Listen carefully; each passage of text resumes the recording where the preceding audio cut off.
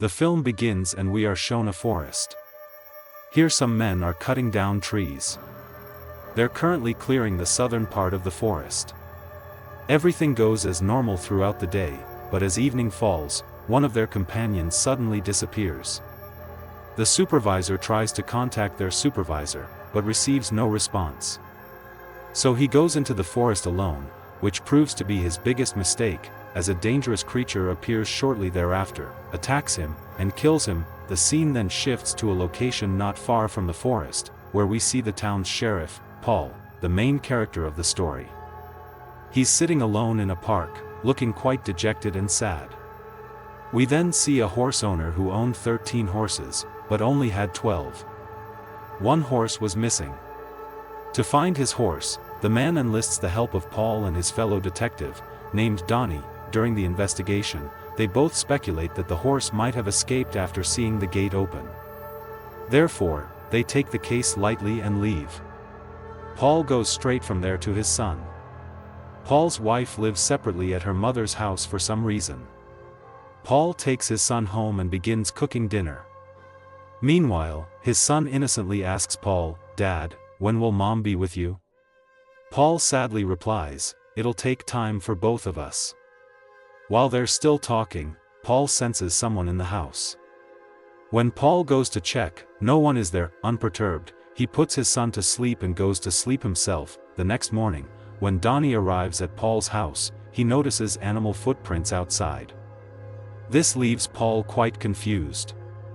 When they follow the footprints, they find them stretching across the road and leading straight into the woods.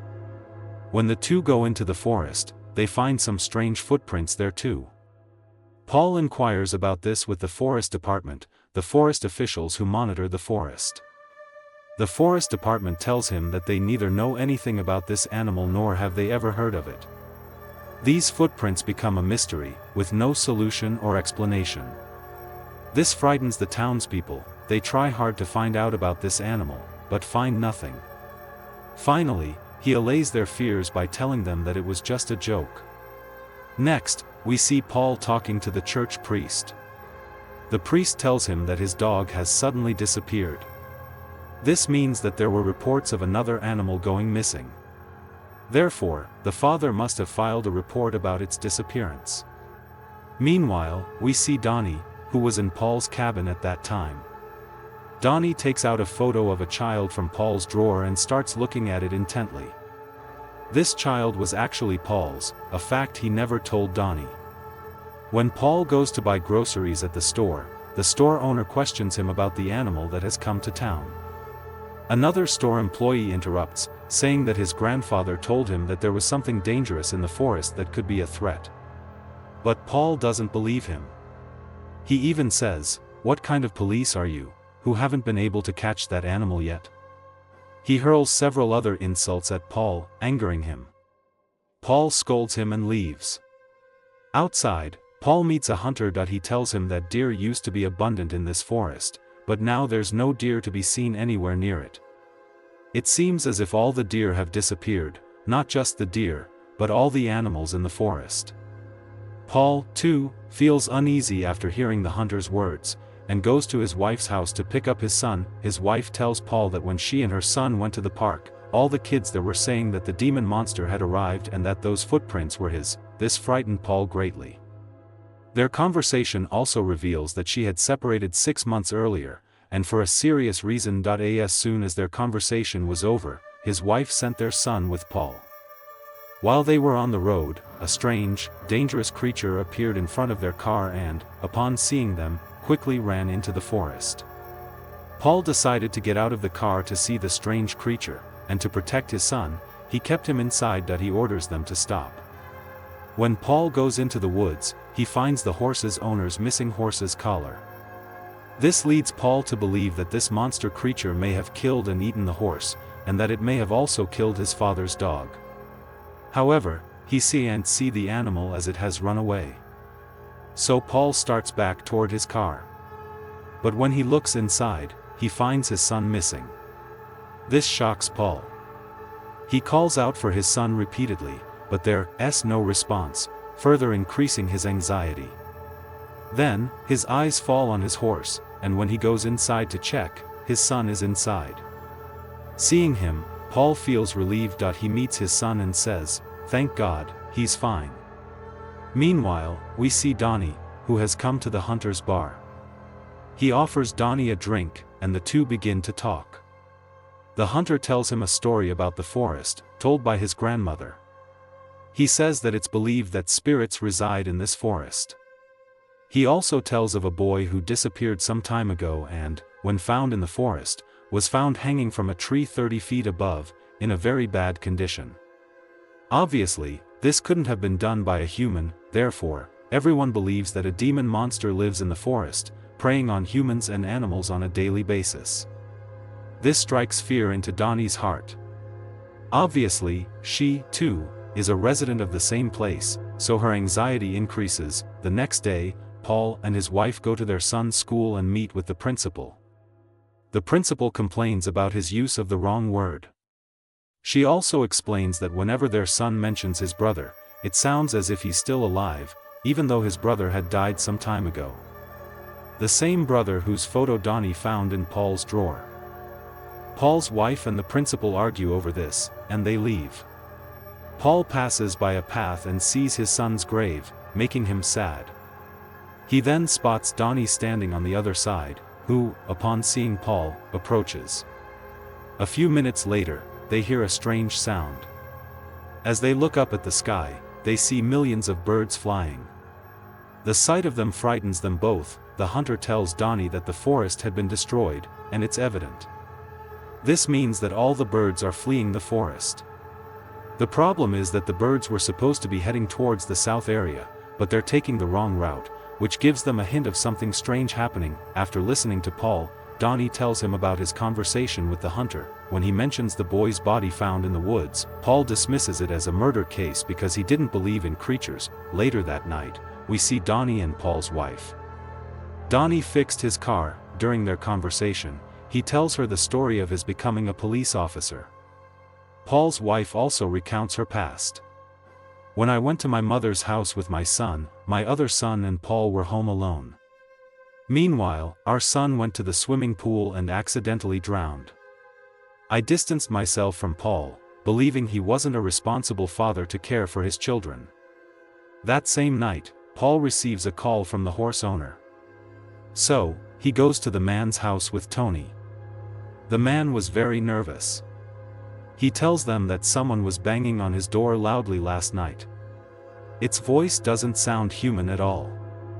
So he asks Paul and Donnie to join him in searching for that person or thing, whatever it is. But Paul dismisses it as a child's prank.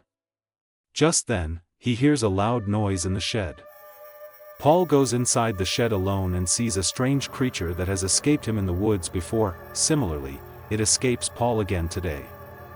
The next morning, Paul and Donnie return to the hunter's barn, where they find the creature's footprints again. Paul considers the footprints as evidence and tries to find out about them, as he had never seen such a creature before. Then, when Paul is with his family, his son says, "I want to live with you both." Paul asks him a little, and time tells him to wait.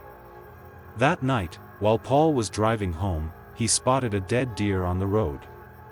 When Paul got out of the car to check it, a dangerous creature attacked him, knocking him down. Fortunately, he was unharmed.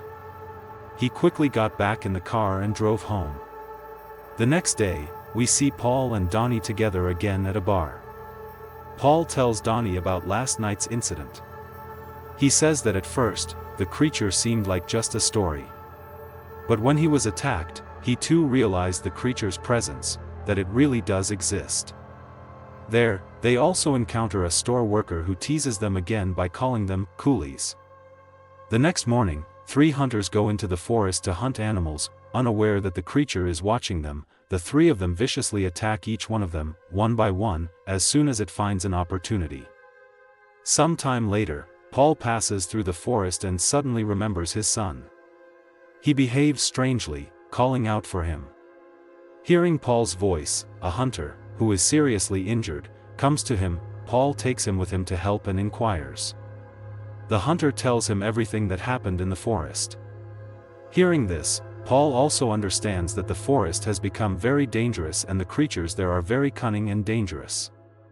Just then, the hunter, his companion, calls Paul and tells him to hurry to the forest. When Paul reaches the forest, he sees the bodies of the 2 remaining hunters hanging from a tree, who were brutally killed. Seeing this, Paul orders everyone to leave the forest and personally calls the forest department team to arrive. The evening weather turns icy, causing everyone in the town to stay indoors, and the entire town becomes deserted. When Tony visits Paul at his house, Paul shows him a report and tells him that a team has disappeared. It was actually the same woodcutters shown at the beginning of the film. According to Paul, clearing the forest has freed the creatures. The store boy then comes to Paul's house and shows him a video in which a creature is clearly seen running and suddenly disappearing. After everyone leaves, Paul hears his son screaming because the creature has come to their house, which is terrifying. Paul quickly locks his son in the bathroom and calls Donnie for help. He soon arrives. Donnie tries desperately to catch the creature, but to no avail. Now, with the lives of the townspeople also in danger, Paul and Donnie take everyone to the church to keep them safe. However, numerous creatures have also appeared outside the church and begin roaring terribly. Paul sends everyone to the basement and, along with Donnie, goes to confront the creatures. Meanwhile, a creature injures Donnie. However, he also shoots the creature in the shoulder, wounding it, but before the creature can kill Donnie, Paul arrives and shoots it dead. After a while, everyone emerges from the basement, overjoyed, thinking the danger has passed. But then, Donnie and Paul notice a shocking and alarming fact: the creature's wounds are healing on their own, indicating that it will recover and return to life. This leads them to believe that this is no ordinary creature, but a demon creature, possessed by a terrifying, evil spirit, and that there are countless creatures like it. The fear is not just present, but has spread beyond. As these terrifying creatures surround the church, their doom is now clearly visible, as they will destroy the entire world. They will spare no one, humans or animals, and the film concludes with this horrific ending.